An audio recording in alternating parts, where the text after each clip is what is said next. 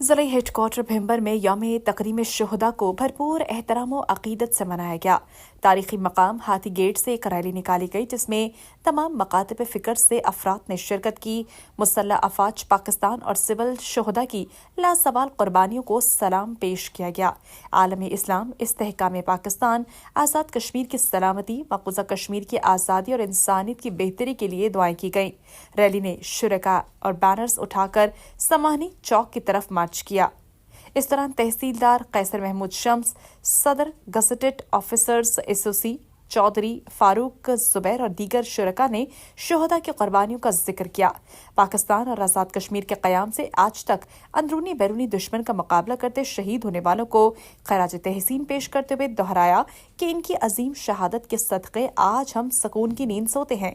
شہداء اور غازیوں کو یاد رکھنے والی اقوام ہی تادیر عزت کے مقام کے ساتھ زندہ رہتی ہے۔ عوام کے نام پیغام میں کہا کہ شہداء کی تقریم کو ہمیشہ بحال رکھا جائے۔ ہنا بنگش، STV نیوز بھمبر، آزاد کشمیر۔